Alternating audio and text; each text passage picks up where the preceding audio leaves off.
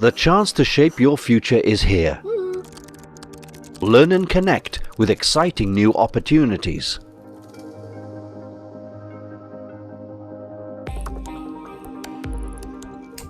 Are you ready for the next step?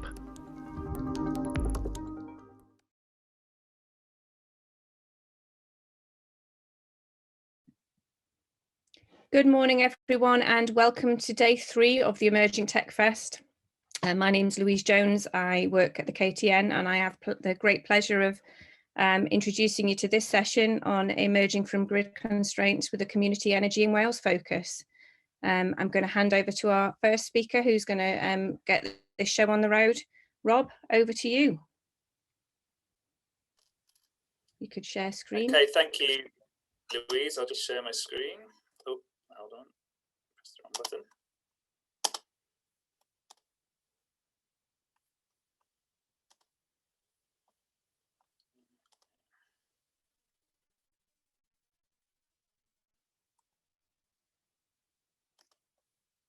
Hopefully you can all see that now. So yeah, just to introduce myself, I'm Rob Proctor. I'm the Business Development Manager for Community Energy Wales. Community Energy Wales is a membership organisation set up to support the community energy sector in Wales. We've got just over 50 members across Wales. And our aim is to inspire, democratise and empower people to develop community energy projects across Wales. We're a network of practitioners, so we support that network through sort of networking opportunities, allowing community organisations to hear from and learn from one another and share good practice and opportunities to work together and collaborate. We also share useful information with our members through our newsletter and through events and things like webinars.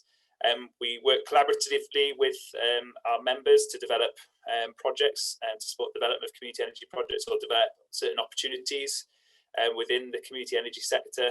And we also lobby and provide support with particular sort of issues that the community energy sector have or need support on within Wales. So what I'll start with doing is just giving you an overview of the community energy sector, what ultimately the community energy sector is about and what we're trying to achieve, some of the sort of challenges that we face within the community energy sector, but then also some of the opportunities that exist within the community energy sector and a few examples of that. And then some of the other speakers later who are members of Community Energy Wales will talk about their sort of particular projects in their communities. So I think it's just really important to start with to understand what the main benefits of the community energy sector are, and it's difficult to sort of distill it down into a sort of few sort of small areas because each project is unique and supports the community in a number of ways. But ultimately, the idea behind the community energy sector is for communities to actually develop renewable energy assets. The idea is that these assets make a profit for that community, and then 100% of that profit can be used for community benefits, generally in the local area around where the asset is. All these projects are controlled by their members. So many of the projects are set up as community benefit societies, which means that they're owned by their members, and it's one member, one vote. So all of their members have an equal say in how the society is run. So it's democratically owned. There's an opportunity for people to invest in the schemes and receive a fair rate of return. So many community energy schemes raise finance through something called a community share offer, where they open it up for individuals and organisations to invest in the scheme in order to sort of develop the scheme. And in return, they become a member, and they also receive a fair rate of return on their investment. But I think the sort of, those are I guess the sort of key benefits, but there's also, a wide range of other opportunities for sort of more community involvement. And I guess having the asset allows the opportunity to develop other projects in the community and have an income stream to do that. There's also, opportunities for education, for instance, or opportunity to engage people around issues around energy, climate change, those sorts of issues. And this is a great example. If you own the asset, you can decorate it how you like. So, you can get your community to come up and draw on it or whatever. But the whole idea is you're building a community asset, and you're creating the opportunity to take that, I suppose, in whatever direction that your community wants. And because it's owned by you, you can get involved. You can develop any sorts of projects from that. So just to give you an idea of the sorts of numbers around sort of the community energy sector. So this is from the State of the Sector report that is produced by Community Energy England and Community Energy Wales, for England, Wales and Northern Ireland. And just to give you an idea of the scale of the sort of community energy sector.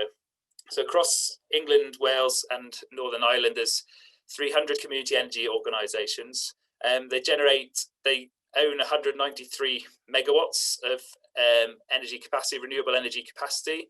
So that's about enough to power around about 80,000 homes. Just last year, or not last year, 2019, the local economic benefits of those projects was 4.6 million, just for 1 year. And just in that year alone, they raised nearly 35 million to develop those projects. I think one of the great things about the community energy sector is the engagement it has and the number of people that are involved in that. So of all those projects, there's 234,000 people, members engaged in and around those projects. And also lots of groups are starting to sort of develop projects in sort of different areas. So starting to look at things like community-led low carbon transport projects, community-led storage projects, community-owned heat generation, energy efficiency projects. So a lot of those projects started to branch out into a number of different areas in terms of the sorts of projects they're developing. So just to give you an idea of the sort of spread of those different projects, you can sort of get an idea. You see there's a large number in Wales. I say we've got over 50 members. Not all of those are community energy projects, but around about 30, 35 of those are community energy projects. But yes, we also employ, across the sector, a large number of people. So 263 people are employed across the sector in England, Wales and Northern Ireland. As I say, we've got tens of thousands of members engaged with their community energy projects across the UK. So just to look a bit more specifically at Wales, in Wales, the Welsh Government measures the amount of local ownership of energy that there is in Wales. And often the community energy sector is considered to be a fairly small player in the energy market, but I think the sector definitely punches above its weight. The sector generates more, or has a more capacity of renewable energy than all the local authorities in Wales put together, all the housing associations in Wales put together, all the farms and states in Wales put together. So for considering this is sort of volunteer-led, the community energy sector definitely sort of punches above its weight in terms of actually delivering projects on the ground. So I think that's something that is often sort of misunderstood, that the community energy sector can deliver and does deliver projects, and is very successful at doing so. It's fair to say there's been there's a number of sort of challenges for the community energy sector, and the biggest challenge that there's been recently is the removal of the feed-in tariff and export tariff. So when I sort of started working full-time in the community energy sector in 2015, it's fair to say the sector was booming, and there were opportunities for many projects, and it's probably fair to say most communities would have had the opportunity to find a project that was sort of suitable for their area, and it was really sort of booming. And then we saw a number of cuts to the feed-in tariff, and eventually the removal of the feed-in tariff. And now it's much more challenging to find viable projects to develop. So you're really having to look at either much larger projects or projects where you can directly supply someone with electricity. So, for instance, putting PV panels on the roof, or you're just going to have to be very lucky that you've got very low grid connection costs, or you find a really good site that is so which is suitable for a project. So it really has hit the sector quite hard, and it's meant that a lot of projects have happened in the past would not be able to happen in the future. So really you're looking at having to either significantly reduce costs, which fortunately costs are coming down, so which is a good thing, or increase your revenues, and say that's looking at different ways of selling the power potentially, or looking at other areas. If government was interested in supporting more community energy, how can they reduce costs? Things like business rates could potentially be something that's looked at as a way of helping to support the community energy sector. The other issue is sort of access to land, and particularly now it's much more competitive. We're competing with the private sector for suitable sites for community energy projects, and also because a lot of the viable projects are much larger projects now. You need much more land in order to develop a sort of you're competing with the private sector to secure suitable sites, which is very challenging, and a lot of the best sites have already been taken. Grid is another issue, and grid constraints, and this is particularly an issue for Wales, and particularly many rural communities in Wales. So particularly generally, the further west or you go in Wales, the more difficult it is to connect to the grid, because the grid is often constrained. And that's affected some projects where they've not been able to develop the full potential of their sites and have had to develop smaller projects. And in some cases, it just prohibits the development of further, not just community energy schemes, but renewable energy schemes to be developed in certain areas where the grid is constrained. So that's a significant issue within Wales. Raising finance is an issue, particularly sort of the early stage development finance. We're fortunate in Wales that we have the Welsh Government Energy Service, and through Welsh Government Energy Service and the Development Bank of Wales, there is the opportunity to get support with development finance, and also there's a Robert Owen Community Banking Fund that also offer development finance.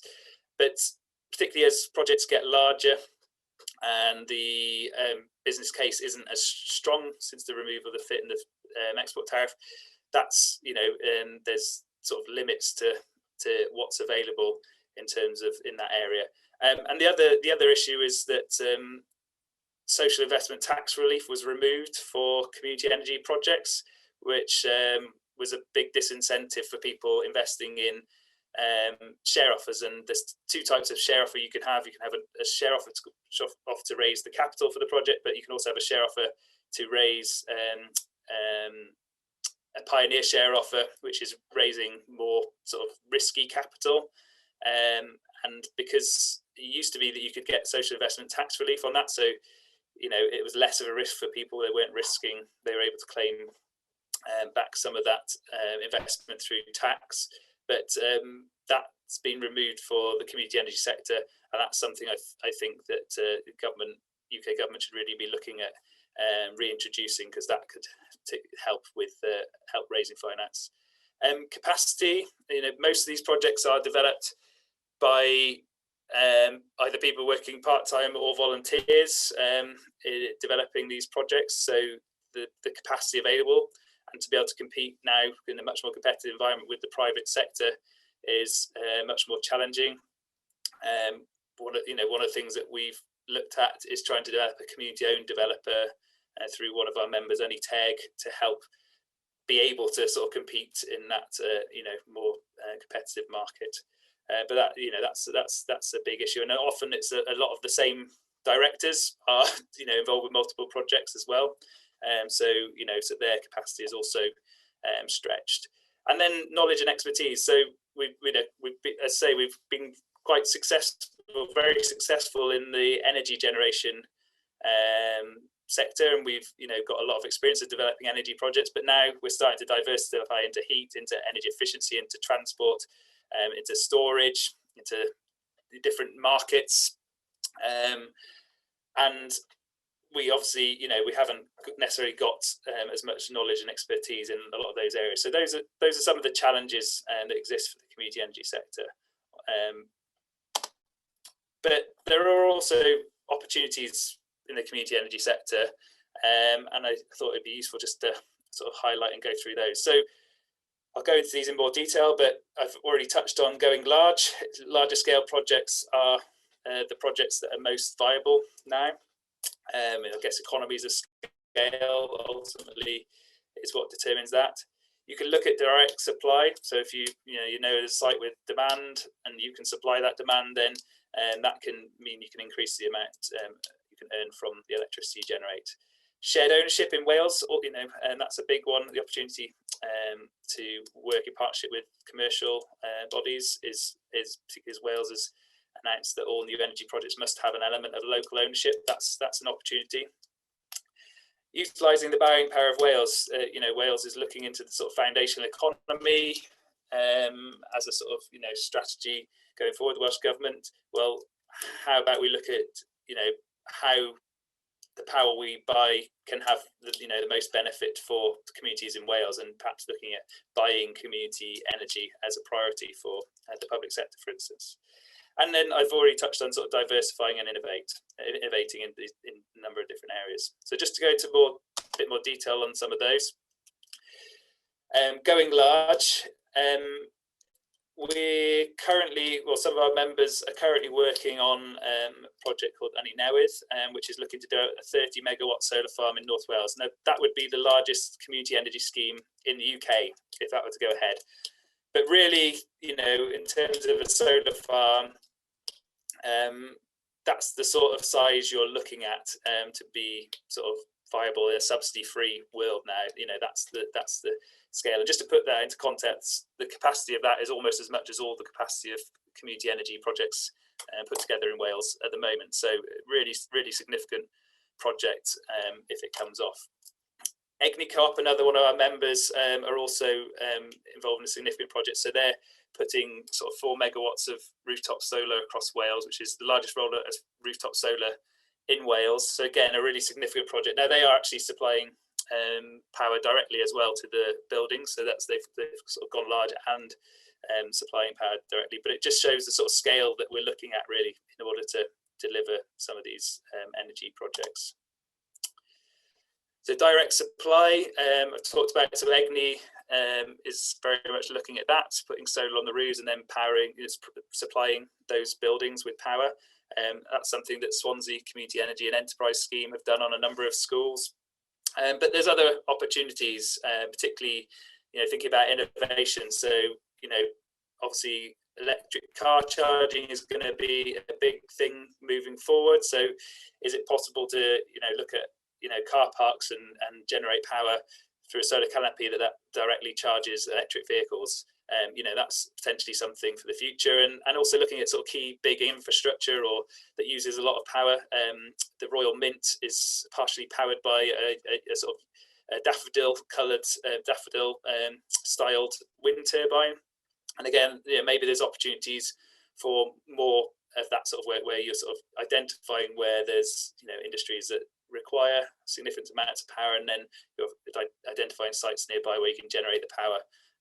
So those are opportunities, and I guess there are opportunities for the renewable energy sector as a whole, as well as the community energy sector. But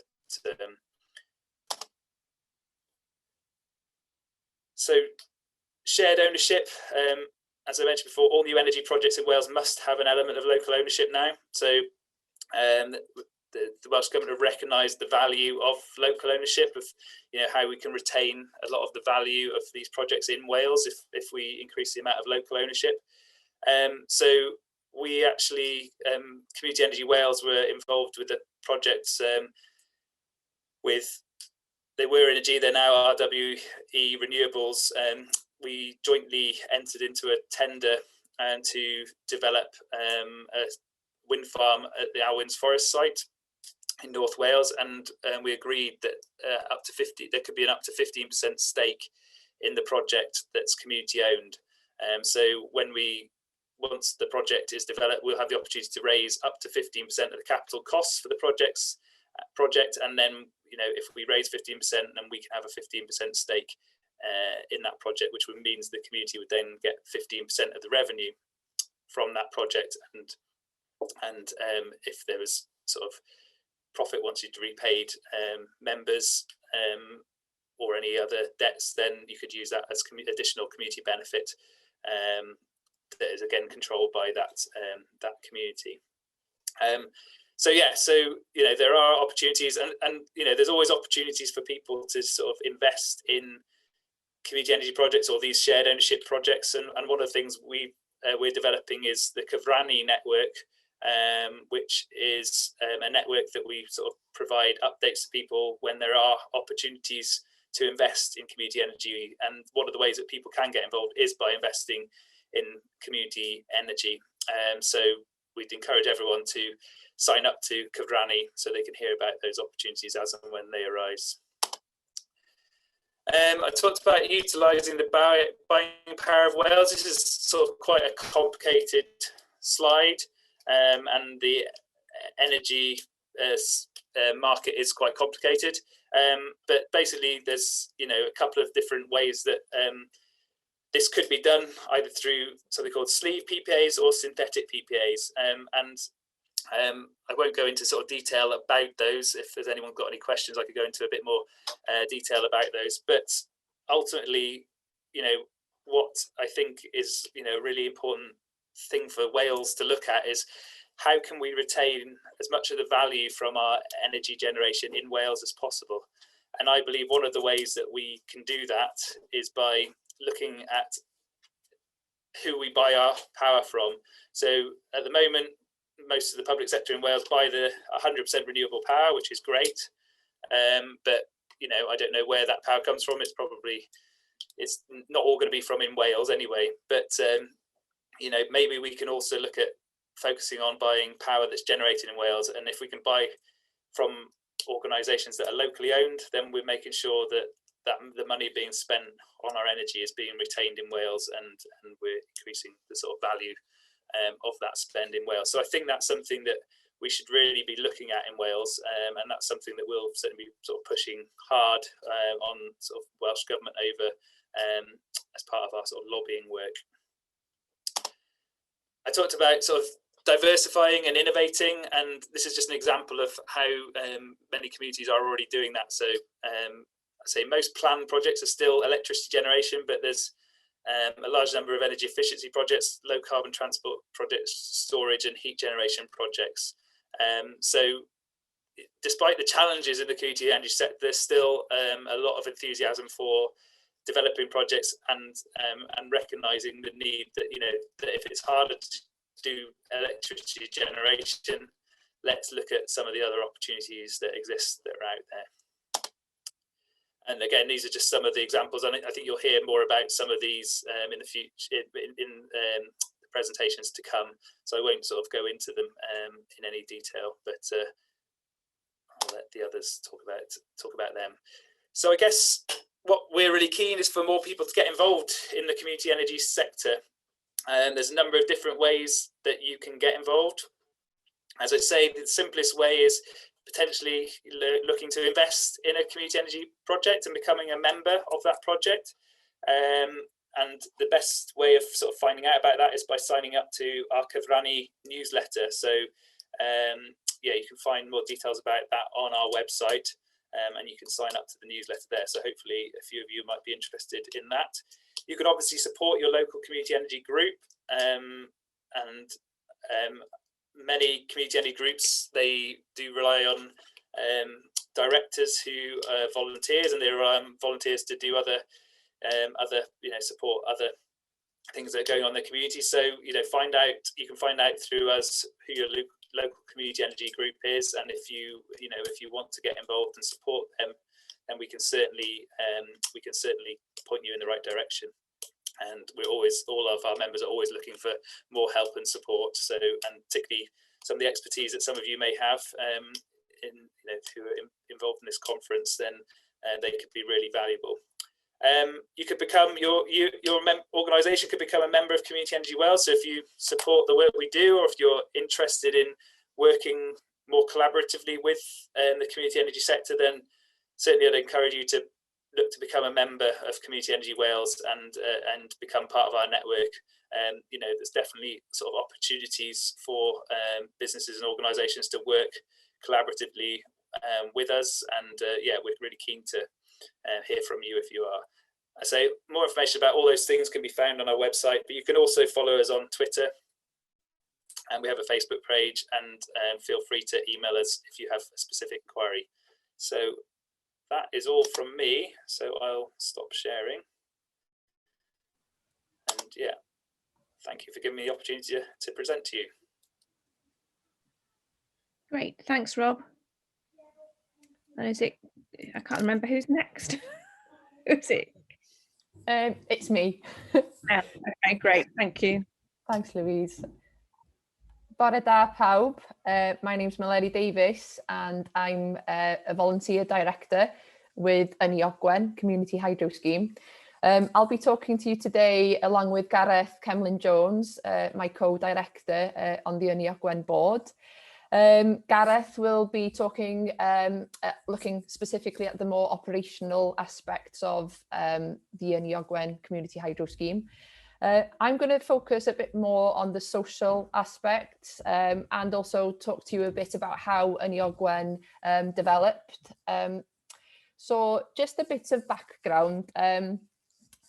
We're quite different actually, because I think Ynni Ogwen started as one of the regeneration projects led by Partneriaeth Ogwen. So Partneriaeth Ogwen is a social enterprise based in Bethesda, North Wales, and we developed regeneration projects that bring environmental, economic and community benefits to the area of Dyffryn Ogwen. Our aim is to create this benefit, and what we did with the Community Hydro Scheme was actually take ownership of our natural resources, and create environmental benefit, but also benefits for our local community. I'll just go back to the previous slide. I think being part of the community energy sector, for me, it's been transformational on so many levels. I must emphasise, I don't have any technical background. I've got a degree in Welsh language literature. And as a community, I think we're very strong in terms of developing cultural projects. There are so many history societies and Eisteddfod societies and PTA meetings going on in Bethesda, but we'd never taken on board an environmental project. And what Ynni Ogwen has actually done is enabled us to have the confidence to actually take ownership of our natural resources, but also to develop the skills needed to manage and develop these kinds of projects. And these three words on the screen, that they're typical of our journey as an organisation, as Ynni Ogwen, but also they're typical of the community energy sector. We develop, we evolve, we innovate, and I definitely feel that with Ynni Ogwen. So Ynni Ogwen is a 100 kilowatts capacity scheme, hydro scheme on the Afon Ogwen. This is the river. As you can see, the power in the river, it's immense. Initially, we had hoped we could develop a 500 kilowatt capacity scheme, but after a year or even more of negotiation with Natural Resources Wales, we had to kind of downsize and go for a smaller scheme. But this is the power of the river. But added to that is the power of people. And this scheme was actually developed with volunteers, a group of volunteers investing their time and commitment to the project. As I mentioned, Partneriaeth Ogwen led on the development of Ynni Ogwen in the first few years until we were set up as a community benefit society in our own right. And that developmental work involved a lot of hard work. As I mentioned, we did not have the expertise, so we had to commission the expertise. We had to commission feasibility studies, bats, otters, trees, fish impact assessments. We also had to negotiate with landowners. We had 2 landowners, Welsh Slate owned the land and the Penrhyn estate owned the riverbed. We had to negotiate leases. We had to find funding to pay for these studies as well. So there was a lot of grant applications going on during the first 2 years of this project. We also had to pay for the grid connection. We didn't have the money, so we had to negotiate a loan with the Robert Owen Community Banking Foundation to borrow money to pay for the grid connection. In the end, we did get planning permission, and we also had an abstraction licence from Natural Resources Wales. Unfortunately for us, during that time, the feed-in tariff was slashed. It was actually halved. So we had to kind of regroup, redevelop our business plan. Fortunately, it was still feasible. So we were very lucky that we still had a feasible project to move forward with. So after all that hard work, we needed to raise the capital funds. And what we did was open a community share offer. And we held the share offer for 2 months. And the response was amazing. People in communities, they want to get involved in this kind of project. And we raised the whole amount, all the capital that we needed to build the Ynni Ogwen hydro scheme. We raised from our local community. And this figure on the screen, you know, this is a massive amount for a community like Dyffryn Ogwen. We're not an affluent area. We have over 300 members, and 85% of our membership do come from Gwynedd.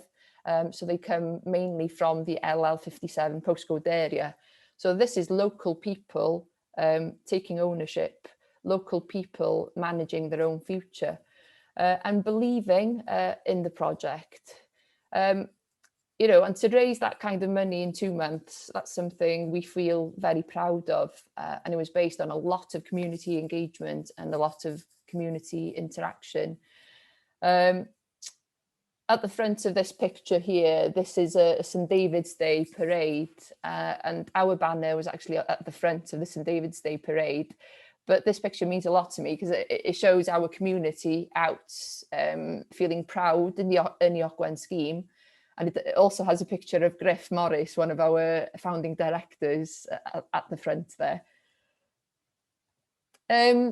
We also evolve and innovate. So this is a map of our local area. So Ynni Ogwen at the centre of this circle here. But I would like to kind of reference other community hydro schemes within this small geographical area. So at the bottom here, we have Ynni Padarn Peris in the green box, and at the top, Ynni Anafon, and then ourselves, Ynni Ogwen. We're all community hydro schemes, so all the benefit from our schemes is retained in the local area. We also have Moelyci and Ynni Rocar. They hope to develop community energy schemes as well. The blue boxes, those are 2 private hydro schemes. Derwent Hydro own a large 500 kilowatt scheme up in Gerlan. And then the orange box is Berthen, the National Trust Hydro. And we worked with the National Trust and an organisation called Energy Local back in 2016 to develop an Energy Local scheme in Bethesda. And that was the first scheme in Wales whereby people could actually access locally generated power and do so at a reduced rate. So Energy Local it was the first project where we virtually netted electricity generated by a local generator, and then local households could use that power. Initially, it was sold at 7.5 pence per kilowatt hour. So that's a project that's evolving. We're hoping soon that Ogwen Power can join the Energy Local Club. At the moment, there's about 100 people on the club. With Ogwen's power, that could be increased. And it does form part of our vision, really, of kind of making sure that our energy, it's not just a matter of exporting to the grid and keeping the profits locally. It's about actually helping people to make use of local power, and also to kind of operate in a more efficient and effective way. I did mention some of the other community energy schemes in the previous slide, but I would say also, since developing Ogwen, we have worked closely with other community energy organisations in our area. Deg, datblygiadau egni gwledig, helped us to set up the Cydynnu Consortium, which benefited then from a lottery grant funding for a 3-year project to employ 2 people to help us develop more energy projects. In the same way, we've recently collaborated with a number of these partners, including Deg again, to access the Climate Action Fund from the National Lottery. And we've just received £500,000 through Deg for that project, to establish climate assemblies in 5 locations across Northwest Wales. So that's a tremendous leap, really, starting off with a small community hydro scheme in Bethesda, and looking forward now, we'll be setting up climate assemblies, getting local people more involved with climate, the climate emergency, and tackling it. And when I do refer to Ogwen, I always use the word catalyst, because I truly believe if I hadn't been part of Ogwen, and if Partneriaeth Ogwen hadn't been part of Ogwen, we wouldn't have gone on to develop so many environmental projects in our area. Since the hydro scheme, we've gone on to purchase another office on our high street. That's a sustainability hub, and that's been home for the Cydynnu staff and now our Dyffryn Gwyrdd staff. We've developed community growing projects. We've had a community electric vehicle project, and I'm glad to say that our second EV, the people carrier, that's just arrived a couple of weeks ago. And then Ogwen also have gone on to develop a solar project, putting 21 kilowatts of PVs on community buildings. Obviously, there's the environmental benefit of erecting those PVs, but also there's an economic benefit for the community buildings. It helps them become more energy efficient and more effective, bringing their costs down.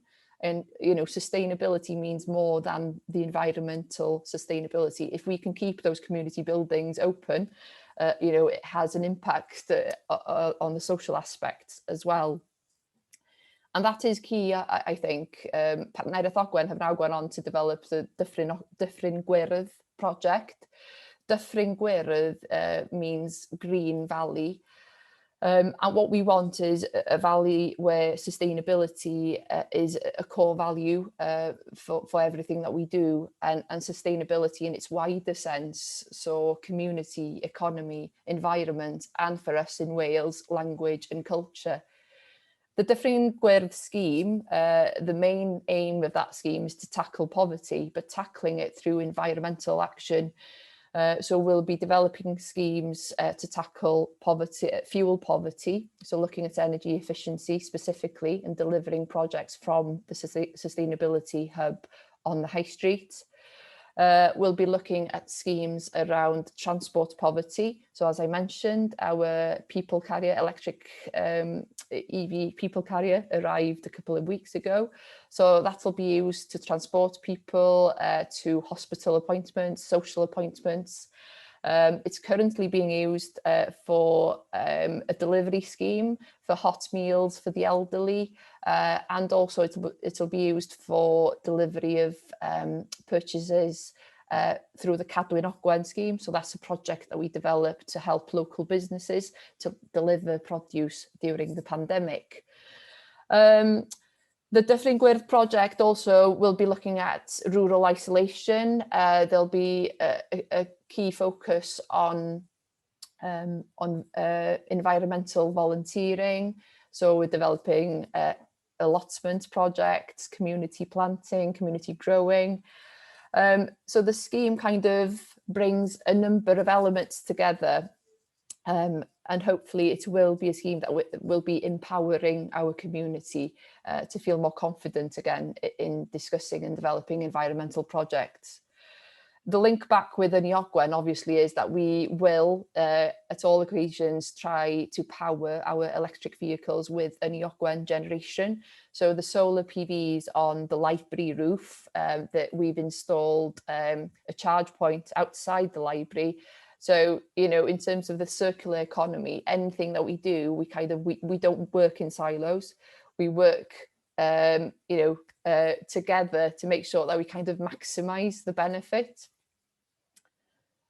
And just to mention another project that we are working on, if you are familiar with Dyffryn Ogwen, it's a very beautiful part of the world. We live just by Nantfrancon, 5 miles from Nantfrancon. At the moment, the village of Bethesda doesn't kind of benefit from the influx of tourists that come to our area. They tend to drive through the village. So we've currently submitted a very large WEFO bid to purchase an electric minibus to transport people. So it will operate as a park and ride system from the village. But again, it's our aim to power that shuttle bus with Ynni Ogwen generation. So coming back to those words, we develop, we evolve, we innovate. So we developed Ynni Ogwen, about 4 or 5 years ago now.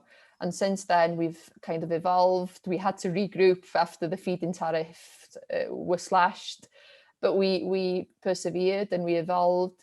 And we innovated as well. So, you know, as a community, we did get involved with Energy Local, and Ynni Ogwen as well are committed to the Energy Local model to kind of develop that and make sure that we can make use of the locally generated power within our communities.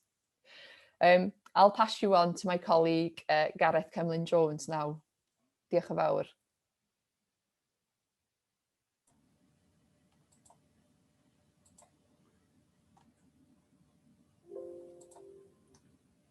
Right, bore da. Okay. I'm Gareth Cemlyn-Jones. I'm chairman of Ynni Ogwen. Currently, I'm a chartered mechanical engineer. I joined Ynni Ogwen as a director back in 2016 when we were in the process of building the power plant. What I'm going to try and do is to give you some idea of the challenges involved in building the hydro plant, but also more importantly, the challenges involved in actually operating it from day to day, what it actually means to be a community organization. Now, there is a history in the community of hydro. The Penrhyn Quarry used a turbine in 1929, installed a turbine in 1929 to provide compressed air to the quarry. And this turbine is still in place. The building has fallen into disrepair, but it's still there. This would have been taking water from the original weir, which is upstream of Pont Ogwen. Now, just to give you some idea of the location of the plant, you've heard Mel say where we had to provide all the work that had to go in to provide the location and all the studies that had to go. Well, we have the weir here, the original weir. Hello. Sorry, we can't see any slides at the moment. Oh, why is that? I don't know. Want to try sharing again? Yeah, I'll try sharing again. Okay. Hang on. Yeah, I'm not on. All right. Try again.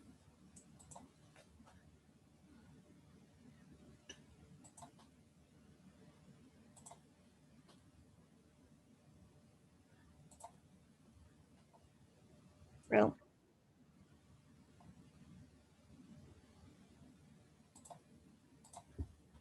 Okay, is that okay? Yep, super, thanks. Can everybody see me now? Sorry about that.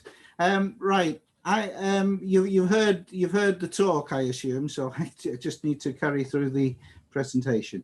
Right, this is the Penrhyn Quarry turbine that is still in place. As I say, that the building is in disrepair, but this would have been taking about probably equivalent for about 500 kilowatts, half a megawatt.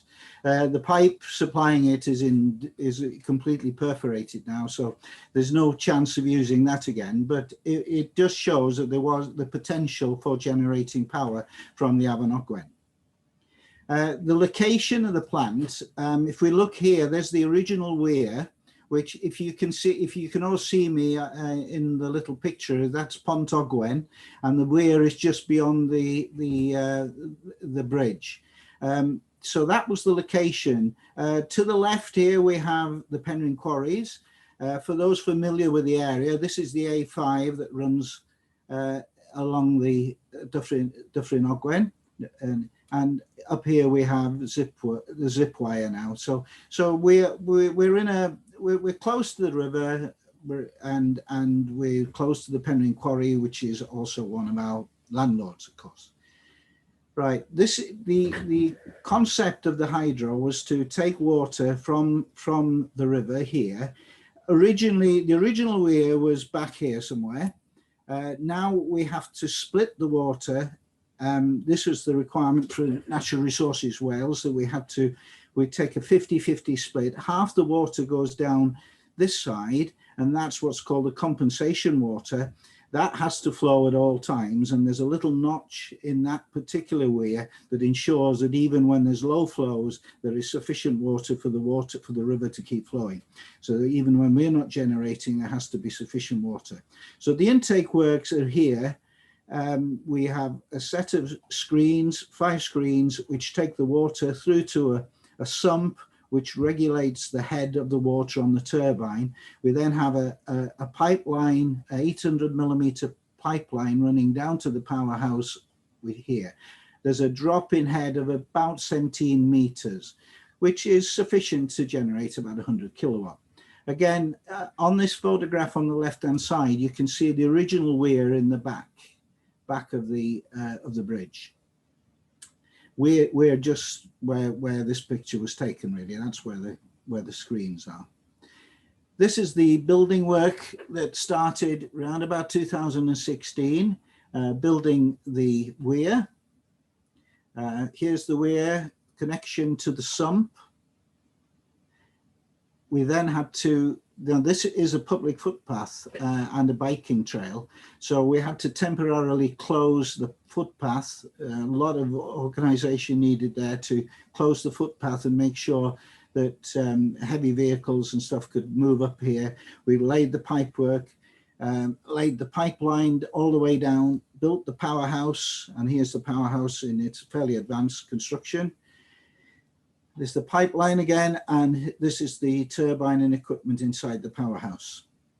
We had water going over the weir in about April 2017. At the top of the hill, just directly above the powerhouse, we have the connection to the grid. And as Mel mentioned, that is quite an expensive commodity.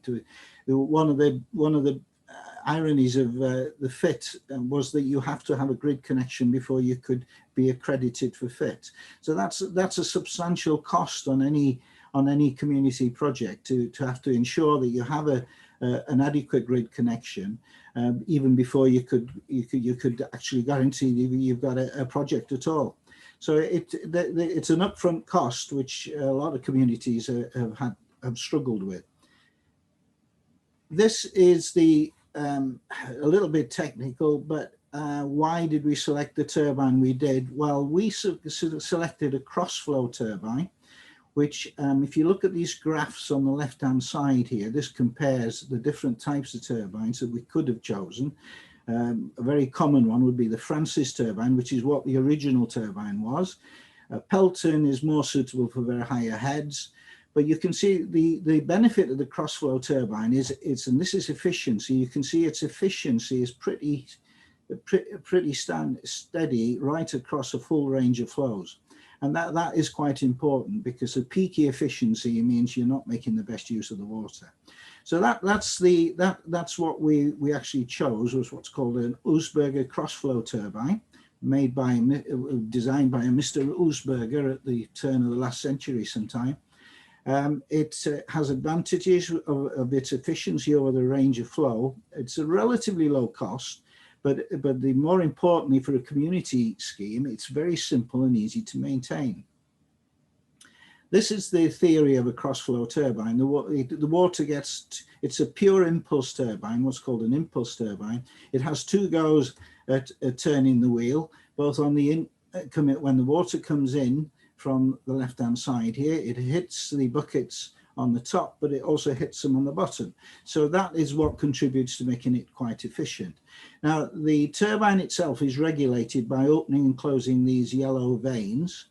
That will increase or decrease the power generation of the turbine, and that the position of these vanes is determined by the level of the sump, which is near the screens. Now, the whole concept of regulating the turbine is to keep that level of that sump constant. Here is the turbine when we were doing an annual inspection last year. It had done about 3 years service, and it's still looking pretty good.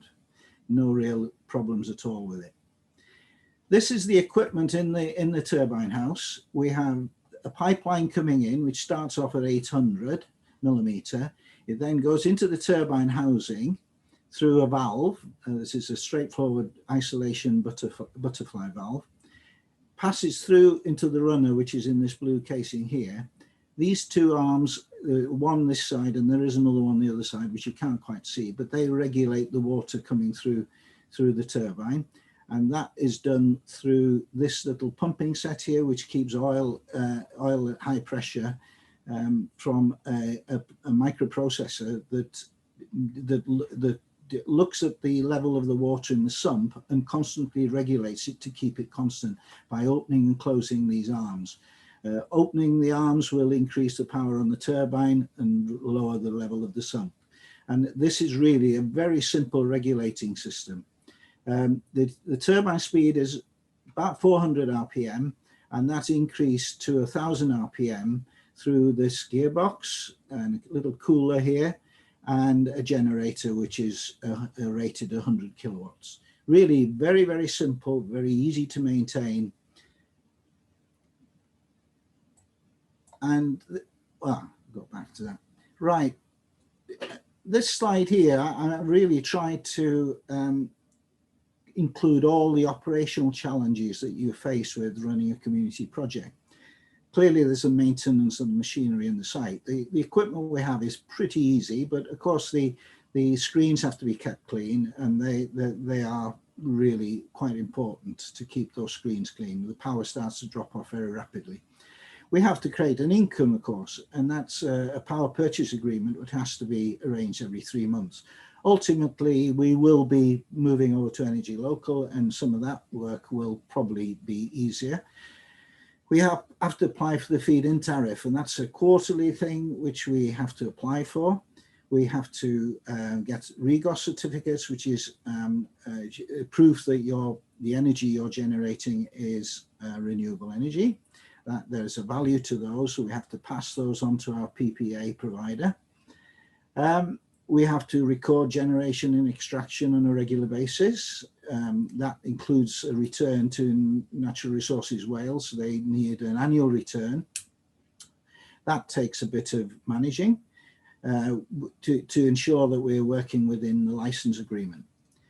There's a lot of operational elements like the organising of the volunteers, payment of bills and risk assessments, various things like that.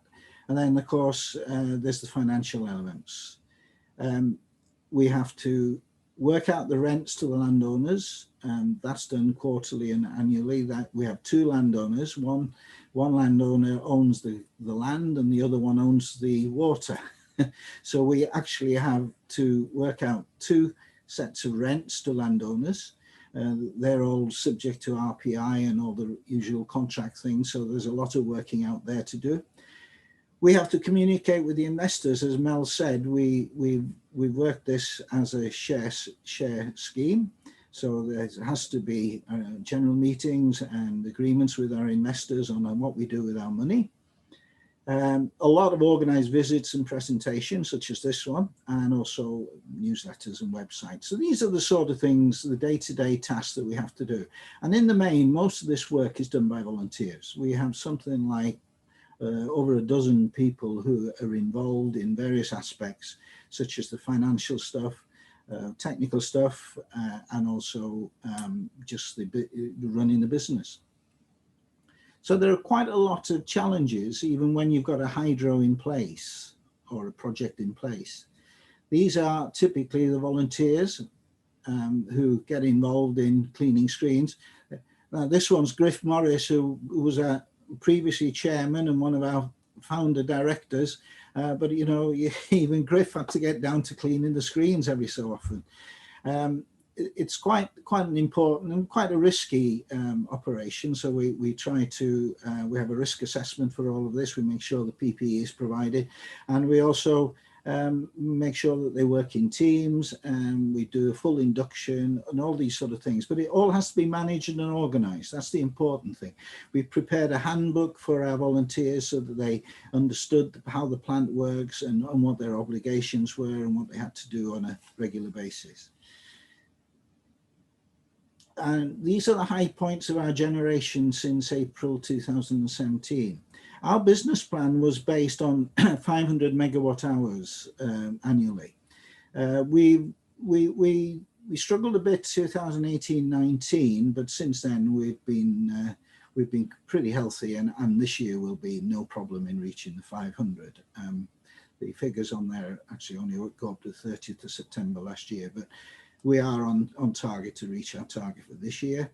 And down at the bottom, there's typically the sort of income that we make. As you can see, the feed-in tariff is a sizable portion of the income. And, you know, it's over half the income. So the reduction in the feed-in tariff or the removal of the feed-in tariff, this demonstrates how what an impact it actually has on the viability of these type of projects.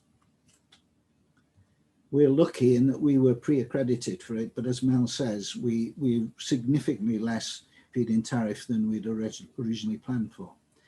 The other things we do is we offer job experience for youngsters from the local schools. They come along and have a go at running a turbine, stops and starts, and do a bit of cleaning and stuff, and they really enjoy the experience. So takeaways for a community energy project. You need some technical basic knowledge about the machinery, particularly the safety considerations. You need enough financial acumen to involve things like business rates. Again, there's a big argument about business rates going through at the moment on community projects. Annual report, HMRC, VAT returns, all of these have to be done. We have to understand the energy market. That's quite important. If you look at all the acronyms and stuff that's involved with PPA negotiations, it was all a new science to me, I have to say. As an engineer, some of it is it's like a different language, but we're getting used to it now. Management of the business to include communications with investors and landowners, very important. And then I think probably the most important one is the last one, the commitment, enthusiasm and time from volunteers. I mean, the whole project is down to volunteers. And the one thing we can say is in Dyffryn Ogwen, we really have the commitment from the local community. It's been absolutely superb. what is the legacy to the community? Well, you have the ownership of an innovative project, something that they actually own their own electricity. They're generating and using their own electricity with collaboration at all levels. You're raising awareness of green energy. The number of people who come along just to see what's going on. Income, yes, the income we make from this goes into a charitable fund. We've had to set up a charity to take the income in from the project and to decide on which projects are going to benefit from it. That's something that's ongoing at the moment. Addressing fuel poverty, well, hopefully when we join Energy Local, that will be quite important. And we're creating skills in the community and beyond.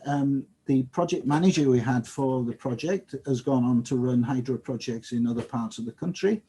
The contractor we had on board, Gwyn Roberts from Llanuwchllyn near Bala, he's gone on to be building hydro projects all over the place. And just generally improving the skills of the community and understanding energy and energy saving. And we've clearly produced clean, sustainable energy as part of the long-term vision, as Mel mentioned, for the Valley. Now, as part of as I say, we said we would put money aside to help projects, and one of the projects that came up and which we thought fitted in quite nicely with our strategy was the Haildra project. This was to install solar panels on public buildings in Bethesda.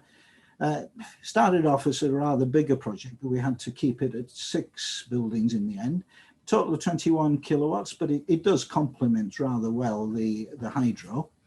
And we contributed, Only Ogwen contributed over 30,000 towards the work. The Welsh Government paid us a grant for doing the structural survey.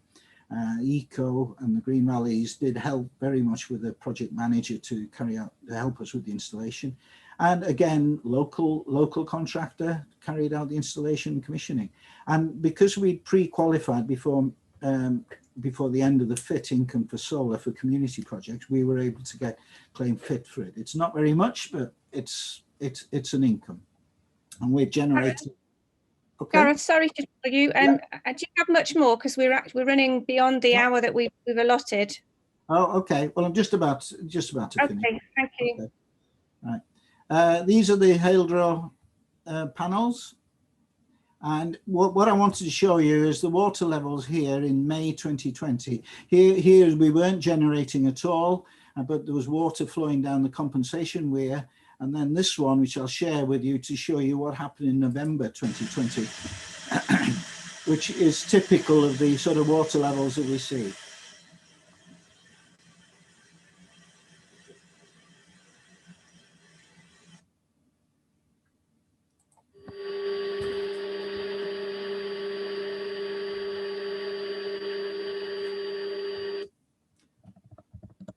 There we are. Thank you very much indeed. Thank you, Gareth. Neil, over to you. Yes, thank you, Louise. I've thoroughly enjoyed all the presentations, really. A bit too much, so I better wake up myself now, haven't I? So I'll keep it fairly brief because I know David's waiting to come on board as well. So I'll just put on my PowerPoint. Let me know if you can't see it. Yeah, so I'm David Neil Lewis from Carmarthenshire Energy, and I'm also running a green transport organisation called Tridani at the moment. Can't so see the slides. Beg your pardon, you can't see it? Slides, no. Okay, sorry, I'll go back. Escape. I can see them fine. You're not sharing screen, huh? No, well, I thought I had, but let me come back again. There we are. There we are. I think we'll get it right this time. Is that better? Yeah. Grand, thank you. No problem at all. Sorry about that. Yeah, so as I say, we're Carmarthenshire Energy Limited and Tridani Charge Place Wales Limited. We've got 2 websites, so please look us up if you want more information. So a bit like Rob and Mel and Gareth were describing, we started off 10 years ago. We were aware that there was lots of renewable energy going in Carmarthenshire, and none of it was really benefiting the community very much. You know, it was outside companies coming in and giving a set of shirts to the under 11s and leaving. So we started setting up various projects. A few of them on the screen there, local schools with PV and local community buildings with PV and batteries and charging points and what have you. But while this was going on, there was a lot of the volunteers that Rob intimated were into energy efficiency. One of the most efficient energy innovations over the last few years has obviously been electric vehicles. So I bought myself a Citroen C0 with its 14.5 kilowatt hour battery, and then went through a couple of Nissans, and currently my wife's driving a Kona with a massive 64 kilowatt hour battery. We've also started working with neighbouring community energy groups. We formed the Swansea Bay Ultra Low Emission Vehicle Task Group, which is bringing in local authorities and police and fire service to try and extol the virtues of electric vehicles and what have you. We've also done lobbying work that others have mentioned. We were heavily involved with Extinction Rebellion and getting the Carmarthenshire Council to declare a climate emergency a year and a half ago. Sadly, doesn't seem to change much of the pace of work, but that's a subject for another thing. We're also working with housing associations. This is a lovely housing association, Titarian, who have declared a zero carbon target for 2030. So we've installed charge points at their HQ, and we're developing various renewable energy projects with them. We find housing associations can work much quicker and are more enthusiastic than most of the local authorities we deal with. And obviously there's many good things about electric vehicles and about active travel with bikes and e-bikes and walking. And I'm still horrified about the level of contravention of the World Health Organization rules on air quality. I mean, practically every town in Carmarthenshire is in breach of regulations, and there doesn't seem to be a plan to do anything about it. So hopefully Tridani and electric vehicles can feed into that solution. But when we started off raising money for charge points, this is about 6 or 7 years ago, the council brought in companies from England, some of the larger installation companies that I won't mention by name. And what we found was that they have very little appetite. Once they get paid for the installation, they have very little appetite to maintain and, most importantly, repair the charge points. So this is where the idea of Tridani comes in, really. We want to develop local skills and employment so we can maintain any charge points we put in Mid Wales. Even more important, because there are so few charge points currently in Mid and West Wales. So we'd like to develop a network of Welsh-based companies. Obviously, that'll help with the transport side of things. Those are all Community Energy Wales members, and we've all pretty much come together to try and work as Tridani to develop a Welsh-based network. Getting lots of ideas coming in at the moment. We've had emails from Welsh Government and meetings with Welsh Government, various local authorities. We've also got to deal with a rapid company that's willing to donate quite a lot of money to the community if we can put rapid chargers in for Tridani. One of our main installers is Gwent Energy, who have done incredible work down in Monmouthshire and South East Wales. And Gwent Energy have been incredible in innovating with charge points for about 10 years, because with being early adopters, you end up putting charge points in places where people don't necessarily need them. So you learn the hard way, really. But at least with Carmarthenshire Energy, we've got the wind turbine. So that can subsidise some of the errors we make when we're trying to innovate and develop. But one of the major things we need really is technical solutions. So this is one of the charge points we put in at a local charity, the Excel Bowl, run by a local church. And it's in an area of Carmarthen that all the houses seem to have off-road parking. So therefore, this charge point only gets used, even though it's a high-tech charge point, only gets used half a dozen times a month. So the £8,000 investment is never going to get paid back on a commercial basis. But we're still happy to put it there. We put solar panels on the roof as well. We're also working with community transport associations. I noticed Mel was talking about her electric minibus. This is the one we put in down in Llandyssil with Dolin Tywey. and we put the charge point in for them as well. And they're getting another 3 shortly, and they're finding obviously they're much cheaper to run, etc. Very low maintenance and repair costs. I've also had the pleasure of working up in North Wales. This is Abergwyn Greg. No, it wasn't Abergwyn Gregin. Abergynolwyn, sorry. And this is about 2 years ago, where we helped develop a car club, and we were in Bethesda the day before. And I'm pleased to say that much of my time at the moment is dealing with electric vehicle car clubs that are cropping up all over Wales. So we've got a meeting tomorrow about trying to coordinate our efforts and find the best way forward when it comes to insurance and managing these car clubs. There's lots of different options out there. Who knows, we might end up as advanced as some of the Dutch companies we've been speaking to. So with it being the Emerging Tech Festival, I will say that we're heavily involved in Energy Local. And I'm really pleased to say that I had a meeting yesterday with Octopus Energy and Energy Local, and it looks like there's some good news coming Bethesda's way quite soon, and Corwen and various other communities. Energy Local is taking shape under Octopus Energy's remit, and we're also speaking to other suppliers.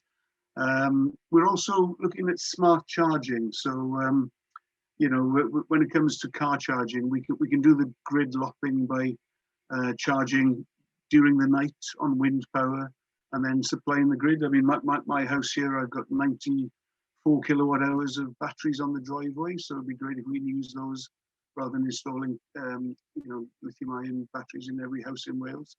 So lots of technical things, and really the software and the hardware of the technical side of things is so crucial to integrating the renewable energy side of things into Welsh communities and benefiting the local economy.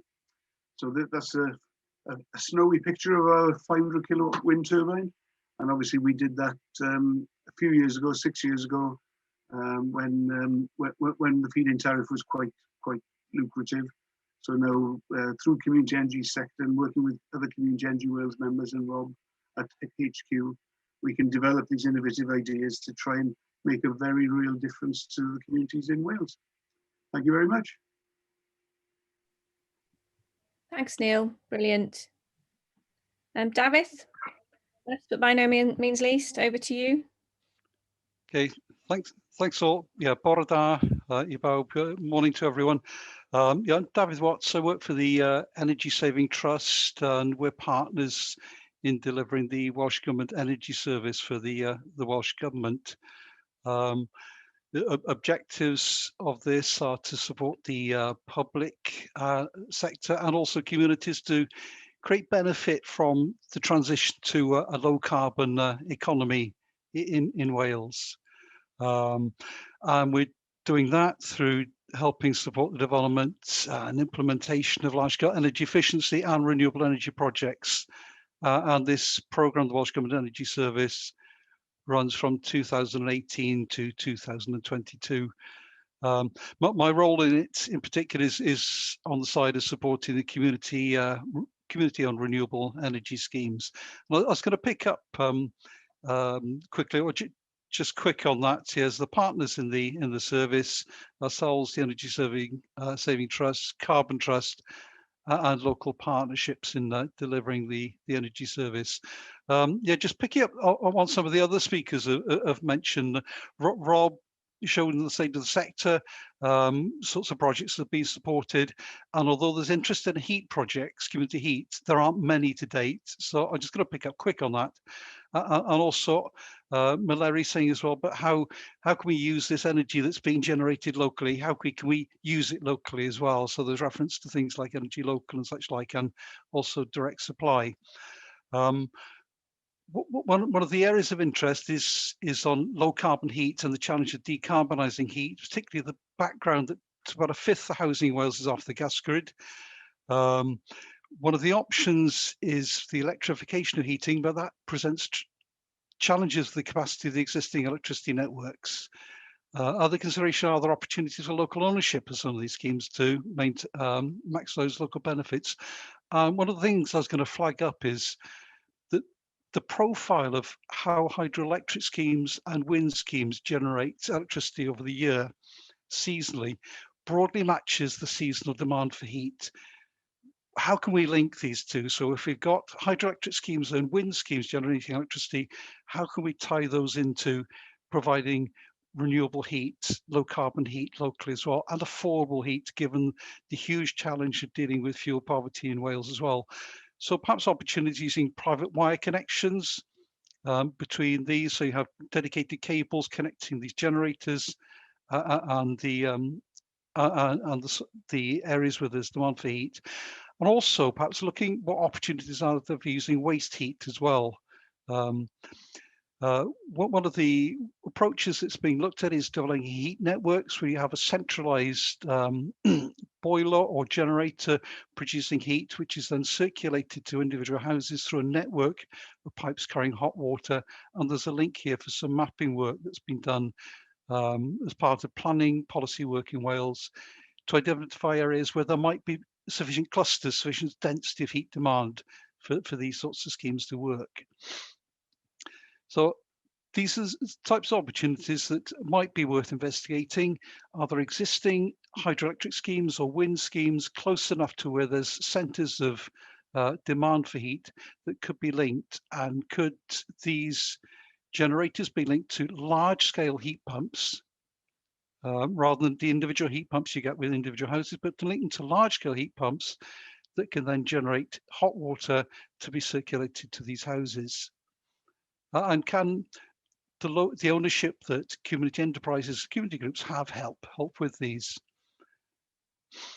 There are other considerations as well that come up. A typical option that is looked at is individual heat pumps for properties, but there can be issues around planning requirements on those with noise, and also distance from property boundaries. Might a shared scheme, a communal scheme, be a better option in some cases? Also, in terms of the ease of using some of these technologies, heat pumps are still relatively new for people. Are there advantages in having a heat network type system? Is it slightly simpler, slightly more straightforward to use? All sorts of things to think about. Another area that's come up with some projects is if you are setting out a network of you're digging trenches to put in heat pipes to distribute the heat, can that be linked in with the installation of fiber optic broadband as well? Do the two at the same time. Also, in terms of raising awareness and knowledge of people about using heat and using energy, that these changes tie in with the rollout to smart meters as well. And linking with the idea of grid constraints as well. If you've got a heat network, a central heat network, and it's got the ability to take in extra power at times and use that to store heat through a thermal store, can that be something that can help with grid constraints? If there are constraints on the grid, if you've got a thermal store, perhaps the need to bring in power from the electricity network can be reduced at times because you've got a backup of heat already as part of the network. Just briefly cut some examples of projects that are being looked at, particularly community ones. This is in Cambridgeshire, which is a partnership between Swaff and Prior Community Land Trust and Cambridgeshire County Council. It's an off-gas grid village of about 300 houses, so people who traditionally relied on fossil fuels, oil and such like, and about 160 of householders expressed an interest in being connected to a community-owned heat network. The scheme will also include a solar array to help supply the electricity to run the system. And one of the factors that is relevant to this as well, as I mentioned, the subsidies, the renewable heat incentive, which is coming to an end. This is a factor for this scheme. This scheme has just got planning permission and they're hoping to build out, as I understand, during the next year. So they are planning to get the renewable heat incentive, which will help with financial viability. Looking at waste heat, it's surprising how much there is heat is wasted, and at a time we're trying to decarbonize. Well, what can we do to try and reduce this as well? This is a link to a recent study by Climate Exchange in Scotland, which looked at sources of waste heat, a whole range from bakeries, supermarkets, electricity substations. and found that there were sites there that could provide perhaps up to 3% of the national heat demand in Scotland. These would be typically linked with a heat pump, so that if there are schemes that produce very low temperature heat, you could use a heat pump then to boost the temperature of the heat that's provided, and this then could be distributed to businesses, domestic properties and such like. And they found that 77% of the sites they surveyed had a heat demand of greater than 250 megawatt hours per year within 250 meters, so relatively close in terms of trying to link the two together. Another example of waste heat that could be worth investigating is transmission network, the electricity transmission network substations which produce waste heat. This again is a link to one in London. It's a substation, a 400 to 132 kV substation. And the waste heat from this substation is linked to provide heat to a nearby school and residential buildings. Again, are there opportunities to look at these sorts of projects in Wales? Neil mentioned in his talk about working with social housing providers, so housing associations, and are there scope to work with organisations like this, the community sector working with these on heat projects to try and provide affordable and decarbonised heat for these types of projects. One of the big challenges in developing heat networks is this relatively small scale and as a result, the low heat densities, particularly in the off-gas grid areas where they are there's particular need for decarbonising and tackling fuel poverty. And it might be in some cases that rather than a heat network, a communal type project, that individual solutions work better. However, there can also be scope for looking to see if there are larger heat demands as well, perhaps a private sector, a factory or whatever, or perhaps large public sector buildings that could be incorporated into a heat network to provide heat to domestic sources. For the community sector, there's a challenge of managing these once they've been built. But there's tremendous ambition within the community sector, and I think previous speakers have shown how expertise and capacity is built up over the years, and there's no reason why community sector can't go ahead and develop these, perhaps in conjunction with other bodies as well. But it is a challenge, but it's something that needs to be thought through.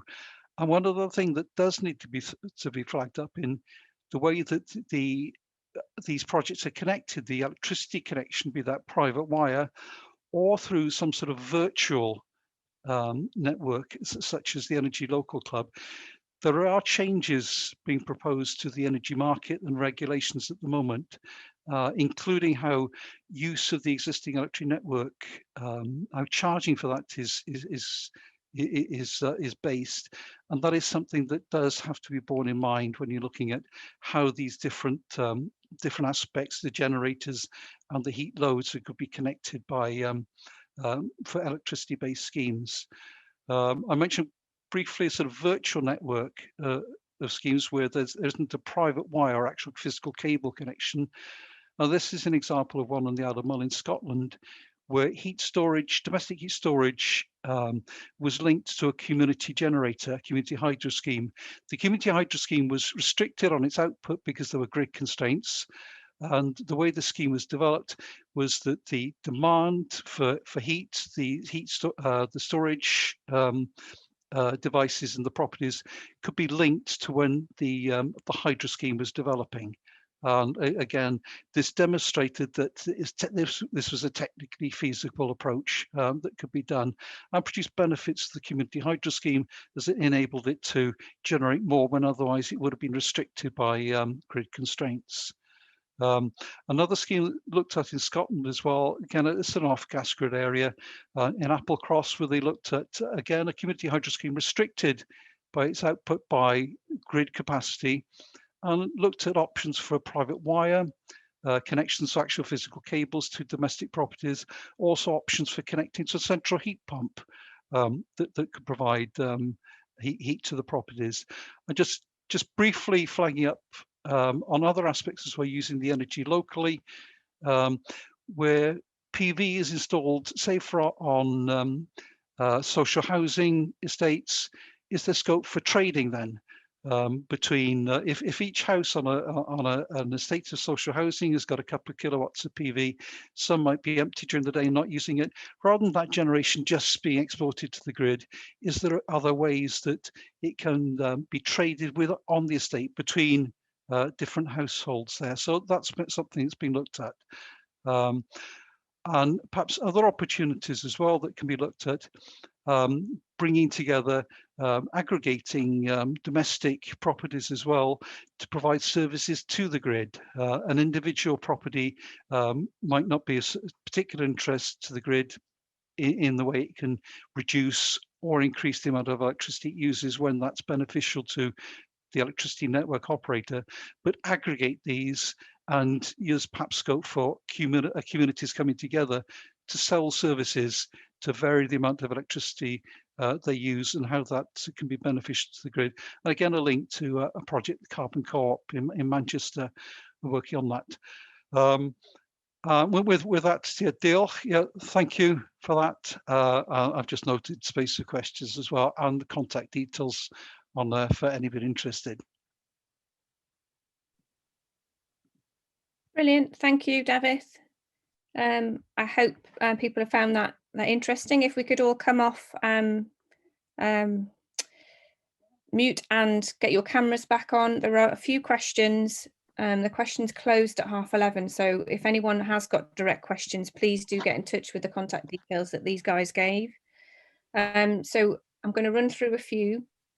I think there was a question posed earlier on with regards to, and I think Neil, you answered it with regards to Octopus Energy.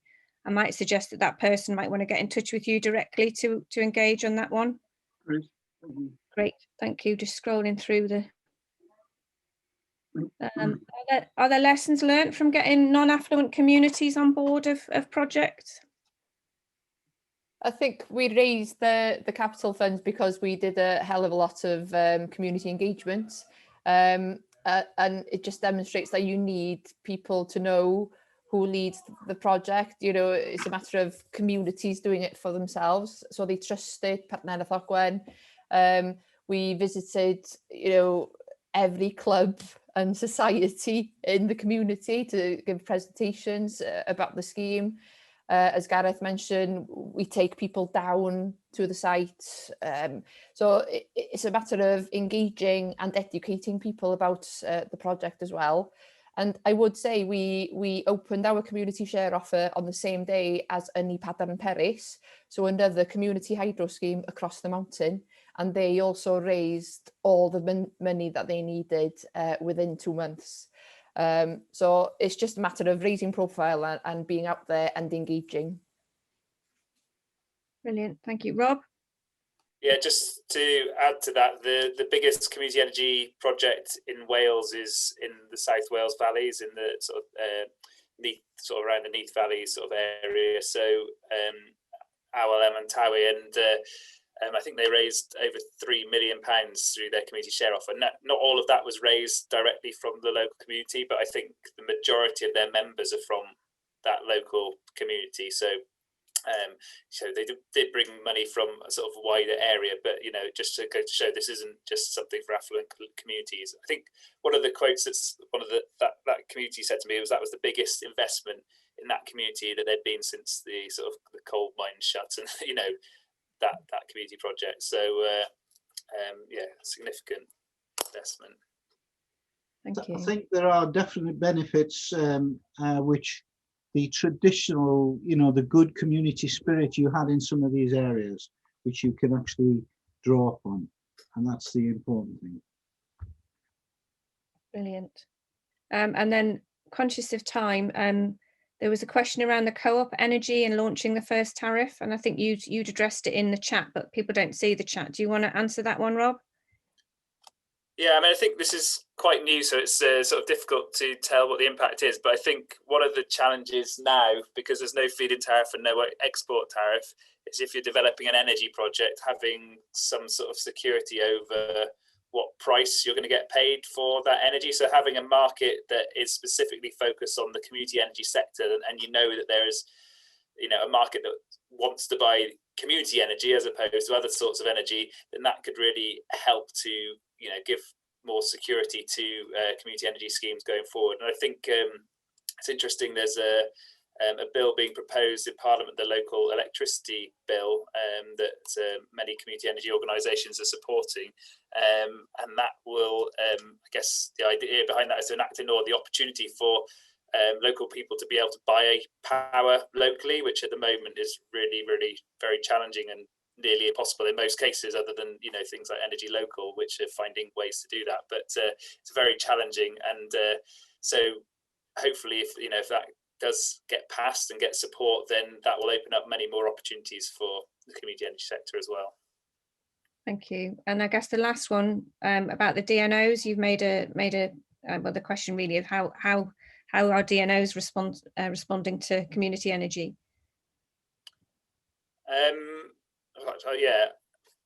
I think it's a work in progress with DNOs. I think generally they're supportive of community energy, but I think the challenge for the community energy sector is we haven't got teams of paid staff who can engage with the various sort of DNO events and stakeholder events, and don't necessarily haven't necessarily got the capacity to take advantage of the opportunities. So I think what we'd like to see now, that a number of the DNOs are starting to develop sort of community energy strategies and things like that, is a more of proactive approach in terms of engaging with community energies, and rather than sort of waiting for us to come forward with opportunities, for them to work more proactively around what those opportunities might be, and work with us sort of on that. So I think so I think there's it's a work in progress, but I think that's something that we'll be looking to sort of build on that relationship and improve it going forwards.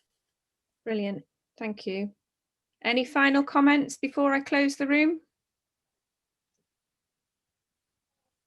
Any words of wisdom for anyone thinking of a community? I think if you're interested, then there's loads of ways to get involved. And I think there was a question about volunteers, and haven't got sort of specific figures on numbers of volunteers, but certainly it's a lot of volunteers working in the community energy sector, and it's completely reliant on volunteers as well. So if people are interested, then I'd just say get involved, and it is a great sector to work in, great people, and just some of the projects going on. I think as Neil pointed out, we are faced with the climate ecological emergency at the moment. And I think if you want to get involved with that, the community energy sector is a pretty good place to take sort of direct local action. Brilliant, thank you. Thanks all for that this morning. It's been absolutely fantastic. I've learned a lot, and I'm hopeful that our audience will have too. You may get some direct people prompting you for networking beyond this session, and the slides will stay up for 90 days. But I'll draw this to a close, and thank you all for your time this morning. Much appreciated. I'll just show the app video. Thank you. Thank you. Diolch yn fawr. Thank you for joining the Emerging Tech Fest. Join us again on our virtual live sessions, or watch us on playback anytime, anywhere.